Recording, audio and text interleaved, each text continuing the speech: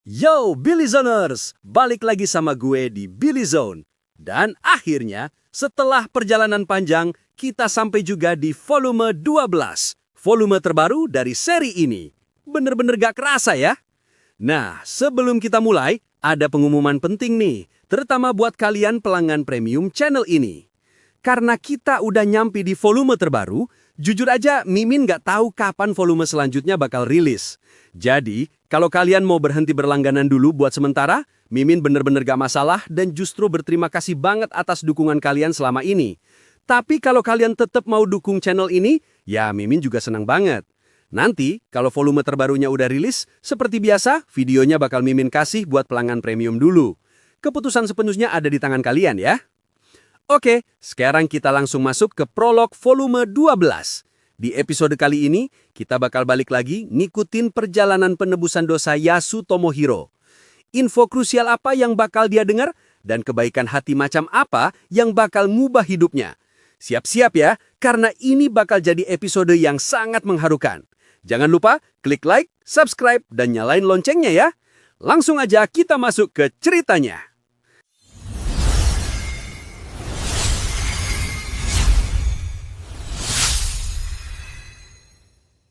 Jadi, kita mulai dari Yasu yang lagi jalan bareng rombongan pengungsinya.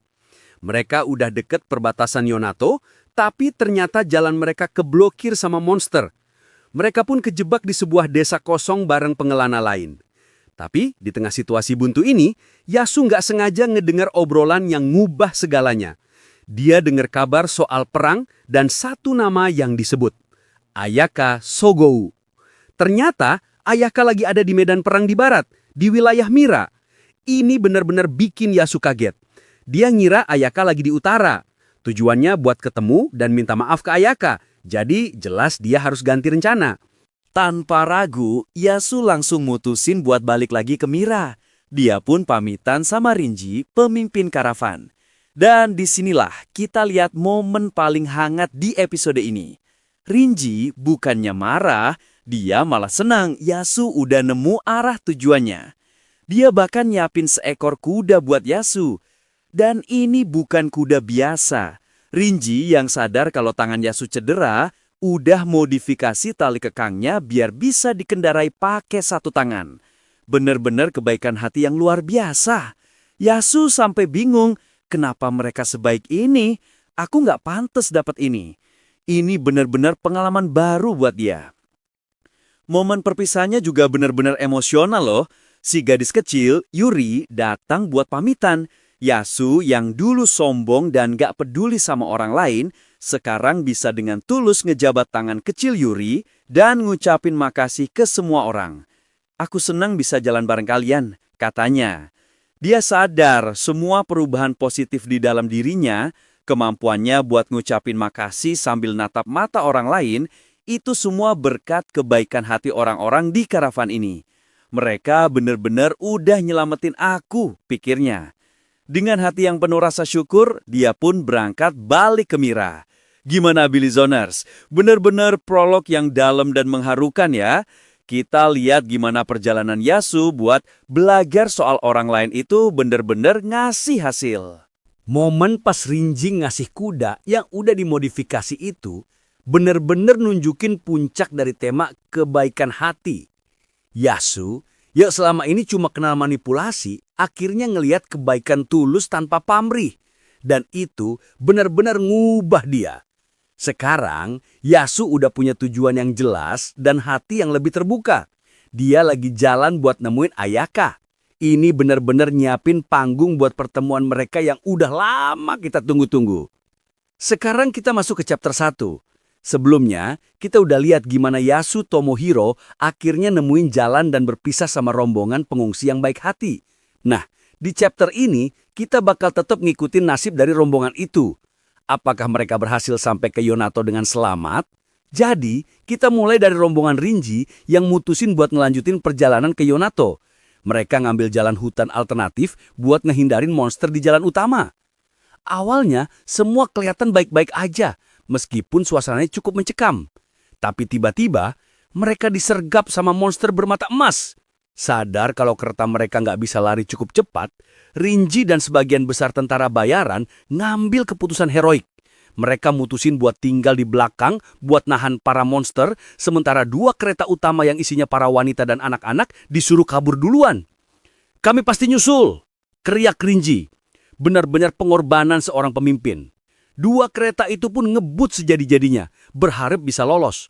Tapi pas mereka lagi di tengah jalan, brak! Kereta yang di depan tiba-tiba terbalik. Dan kereta yang di belakang langsung nabrak. Semua penumpang kelempar keluar. Apa yang terjadi? Ternyata ada batu raksasa di tengah jalan. Ini bukan kecelakaan. Ini jebakan. Seseorang atau sesuatu sengaja naruh batu itu di sana. Dan pas mereka lagi bingung dan kesakitan, dari dalam semak-semak muncullah ancaman yang sebenarnya. Sesosok monster humanoid raksasa yang bentuknya kayak monyet abu-abu dengan telinga gede. Dan yang paling ngeri, di lehernya ngegantung kalung dari tengkorak manusia. Dia nunjukin aksesorisnya, anting dari lidah manusia kering. Benar-benar nunjukin kalau dia ini monster sadis. Tapi para tentara bayaran yang tersisa gak gentar. Mereka langsung bikin formasi bertahan. Dan di awal pertarungan, kita sempat dikasih harapan. Salah satu tentara bayaran, Moil, dengan skill tempurnya yang hebat, berhasil ngalahin satu monster pakai taktik cerdas.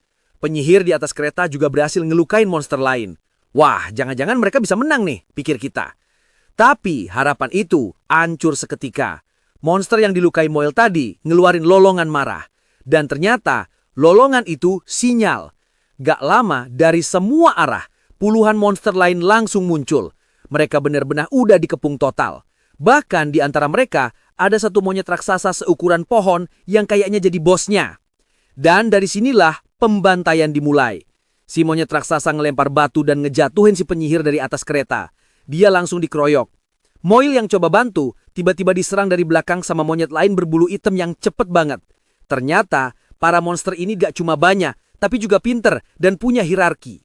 Setelah itu adegannya benar-benar berubah jadi horor. Para monster ini gak cuma ngebunuh, mereka nyiksa korban mereka. Moil yang udah luka, ditangkap sama monster yang tadi dia lukain.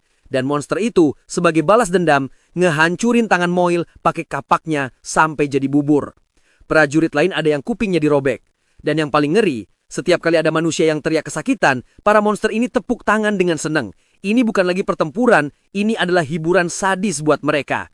Gimana Billy Zoners? Benar-benar salah satu adegan paling brutal dan kelam di sepanjang seri ini ya. Harapan yang dibangun di awal tadi benar-benar dihancurin tanpa sisa. Dan di sini kita jadi tahu betapa berbahayanya musuh-musuh baru ini. Mereka gak cuma kuat, tapi juga cerdas, bisa pakai sinyal, punya pemimpin, dan bahkan punya kemampuan regenerasi. Mereka benar-benar pasukan yang terorganisir. Tapi yang paling mengerikan, jelas sifat sadis mereka. Mereka ngelihat penderitaan manusia sebagai tontonan.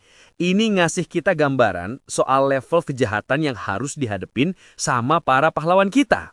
Sekarang, dengan semua pejuang yang udah dilumpuhin dan disiksa, gimana nasib para pengungsi lain yang nggak bisa berantem? Terutama Yuri dan ibunya. Apakah ini benar-benar akhir dari mereka semua? Jadi, kita lanjut dari momen di mana semua pejuang di rombongan itu udah dilumpuhin dan disiksa. Para pengungsi yang nggak bisa berantem cuma bisa pasrah, nunggu giliran mereka. Harapan terakhir mereka, si Rinji, juga nggak datang-datang.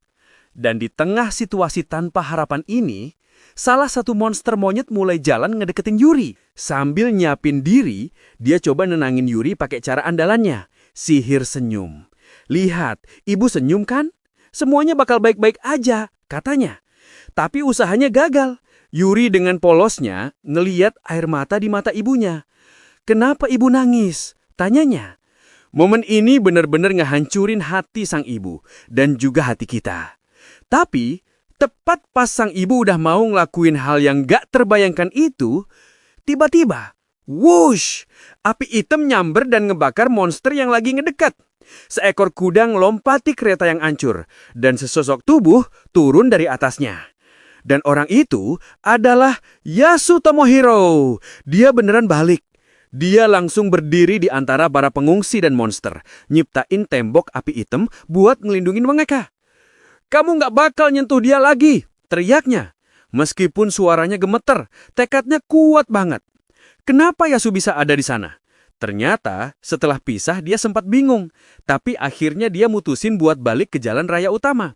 Dan keputusan kebetulan inilah yang ngebawa dia balik tepat di saat yang paling dibutuhin. Gimana Billy Zoners? Bener-bener plot twist yang luar biasa ya. Tepat di momen paling gelap dan paling putus asa, secerca harapan muncul dari arah yang gak disangka-sangka.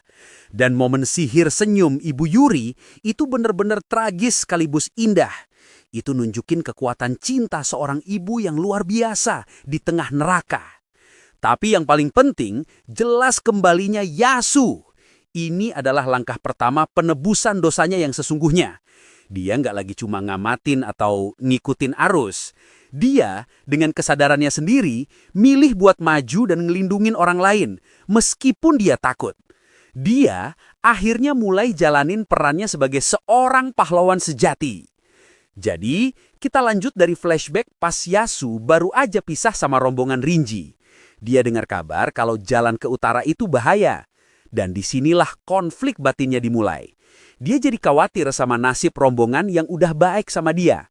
Di satu sisi otaknya bilang, ngapain balik lagi? Mereka kuat kok. Lagian tujuan utamaku kan ketemu Ayaka. Tapi di sisi lain, hatinya ngerasa nggak tenang. Gimana kalau mereka beneran dalam bahaya? Aku bakal nyesal seumur hidup gak ya? Dan disinilah titik balik paling penting buat Yasu terjadi. Dia sadar buat saat ini mastiin keselamatan orang-orang yang udah nolongin dia itu lebih penting daripada tujuan pribadinya. Dia pun mutusin, aku harus balik. Ini pertama kalinya Yasu ngorbanin kepentingannya sendiri demi orang lain. Dia pun balik lagi dan ngikutin jejak mereka ke jalan hutan. Dan bener aja, dia nemuin Rinji dan sisa tentara bayarannya lagi dikepung sama monster. Tanpa ragu, Yasu langsung turun tangan. Dia ngeluarin api hitamnya, Lava Taint, dan ngebersihin semua monster itu dalam sekejap, sambil hati-hati biar nggak ngelukain Rinji dan yang lain. Rinji yang ngelihat kekuatan Yasu jelas kaget, tapi dia nggak buang-buang waktu. Dia langsung mohon ke Yasu buat nyusul kereta utama dan ngelindungin keluarganya. Cuma kamu yang punya kekuatan buat ngelakuin ini, nak, katanya. Yasu yang dengar ini dapat pencerahan. Orang-orang ini yang udah baik banget sama dia, gak nyuruh, tapi minta tolong. Ini benar-benar beda dari cara dia dulu yang selalu merintah orang. Dia ngerasa seneng banget keputusannya buat balik itu, ternyata bener. Ngerti jawabnya, terus langsung tancap gas. Dan cerita pun balik ke masa kini. Pas Yasu udah sampai di lokasi kereta yang hancur. Dia ngeluarin kekuatan penuhnya, nyiptain sayap api hitam, dan siap ngelindungin semua orang. Dia sempat nenangin Yuri dan yang lain, kelihatan berani. Tapi pas dia lihat musuh utamanya, si monyet raksasa, dia langsung sadar kalau lawannya ini pintar. Si monyet ambil batu, seolah-olah ngejek. Apimu nggak bakal mempan sama ini. Dan di momen itu, Yasu hancur. Dia langsung lumpuh karena ketakutan. Lututnya lemes dan dia jatuh berlutut. Dia sadar kalau para monster itu bisa ngerasain ketakutannya. Semua trauma penyiksaannya balik lagi. Dia ngerasa, aku nggak berubah. Aku tetap pengecut, nggak berguna. Dia benar-benar ada di titik terendahnya. Tapi di tengah keputusasaannya, dia ingat lagi. Dua hal. Pertama, dia ingat sama Belzegia, si Toka. Dia ingat betapa beraninya Toka. Kedua, dan yang paling penting, dia ingat sama janjinya sendiri pas diinterogasi. Aku pengen belajar suka sama diriku sendiri, terus nyari orang yang butuh bantuanku. Dan disinilah kelahiran kembali Yasu yang sesungguhnya terjadi. Dia dapat pencerahan. Jadi pahlawan itu bukan berarti gak pernah takut. Jadi pahlawan itu artinya berjuang demi orang lain meskipun kamu takut. Gak masalah kalau aku cuma gertak, pikirnya. Dia menerima dirinya sebagai seorang pengecut, tapi dia milih jadi pengecut yang heroik. Dengan kekuatan baru ini, dia berdiri. Sambil gemeteran, dia natap para monster dan mendeklarasikan dirinya. Namaku Tomohiro Yasu, pahlawan dari dunia lain. Dia ngancem para monster itu dan bahkan ngasih dirinya gelar pahlawan Black Inferno. Ini semua cuma akting buat nutupin rasa takutnya, tapi di baliknya ada tekad yang tulus buat ngelindungin orang lain. Dan keberanian palsunya ini ternyata ngasih hasil. Pas si monyet raksasa ngelempar batu, Yasu dengan gampang ngancurinnya pakai api. Terus, pas si monyet coba ngelompatin dinding apinya, dia malah kejebak. Ternyata Yasu diam-diam udah nyebarin apinya di tanah, nyiapin jebakan. Dia nggak cuma berani, tapi juga pinter. Gimana Billy Zoners? Bener-bener puncak dari perkembangan karakter Yasu ya. Momen dimana dia nerima kelemahannya tapi tetap milih buat berjuang itu bener-bener kuat banget. Episode ini ngasih kita definisi pahlawan yang beda dan lebih realistis. Pahlawan sejati itu bukan yang nggak punya rasa takut, tapi yang bisa ngatasin rasa takutnya demi orang lain. Keberanian Yasu di sini justru jadi yang paling tulus. Dan inspirasinya dari Touka itu juga penting. Dia nggak niru kekuatan Touka, tapi semangatnya. Yasu akhirnya nemuin jalannya sendiri, caranya sendiri buat jadi pahlawan. Jadi lanjut mulai dari momen di mana Yasu udah berhasil ngalahin monyet raksasa pakai jebakan apinya. Monyet hitam, si pemimpin kedua langsung ngamuk dan nyuruh semua anak buahnya buat nyerang. Tapi Yasu, yang sekarang udah bisa baca pikiran musuhnya, sadar kalau mereka cuma didorong sama harga diri bodoh, sama kayak dirinya yang dulu. Meskipun masih takut, dia nenangin dirinya. Pikirannya cuma fokus ke satu hal, lindungi mereka. Dengan tekad ini, dia pun berhasil ngalahin semua monster yang tersisa. Pertarungan dimenangkan. Setelah semua beres, Yasu langsung ngobatin para tentara bayaran yang luka. Gak lama kemudian, Rinji dan anak buahnya yang ketinggalan akhirnya nyusul. Mereka semua kaget banget pas tahu kalau bocah yang mereka tolong itu ternyata pahlawan yang udah nyelamatin mereka semua. Di tengah reuni ini, kita dapat satu plot twist menarik. Ternyata Rinji dan beberapa tentara bayaran lainnya itu adalah mantan anggota harimau bertaring tajam. Ini ngejelasin kenapa mereka milih kabur ke Yonato. Soalnya mereka takut ketemu sama sisa kelompok mereka yang sekarang kerja buat Vicious. Para tentara bayaran lain juga muji-muji akting Yasu tadi. Yasu yang dengar ini jadi malu. Dia sadar dirinya yang dulu pasti bangga banget dipuji kayak gitu. Tapi dirinya yang sekarang cuma ngerasa malu. Ini nunjukin betapa dalamnya perubahan karakter dia. Dan disinilah Yasu ngambil keputusan terbesarnya. Dia tahu tujuan utamanya adalah ketemu Ayaka. Tapi setelah semua yang terjadi, dia sadar ada yang lebih penting. Tapi pertama-tama, aku mau nganterin orang-orang ini ke tempat aman. Pikirnya. Dia mutusin buat ngelanjutin perjalanannya ke Yonato bareng mereka. Dia ngorbanin tujuan pribadinya demi ngelindungi orang lain. Bener-bener tindakan seorang pahlawan sejati. Gimana Billy Zoners? Bener-bener episode yang jadi puncak perkembangan karakter Yasu ya. Dia nggak cuma menang lawan monster, tapi juga menang lawan rasa takutnya sendiri. Dan plot twist soal Fang Tigers itu juga keren banget. Itu nyambungin lagi alur cerita Yasu ke alur cerita utama dengan cara yang nggak disangka-sangka. Tapi yang paling penting jelas keputusan akhir Yasu. Dia udah bener-bener berubah dari orang yang egois jadi orang yang altruis. Dia nemuin tujuan barunya bukan buat nyari pengampunan, tapi buat ngasih perlindungan. Sekarang dengan tujuan barunya, Yasu bakal ngelanjutin perjalanannya ke Yonato. Apa yang bakal nunggu dia di sana? Tulis semua prediksi kalian di bawah. Jangan lupa like, share, and subscribe channel Billy Zone biar kita bisa terus ngikutin kelanjutan ceritanya. Sampai jumpa di episode berikutnya.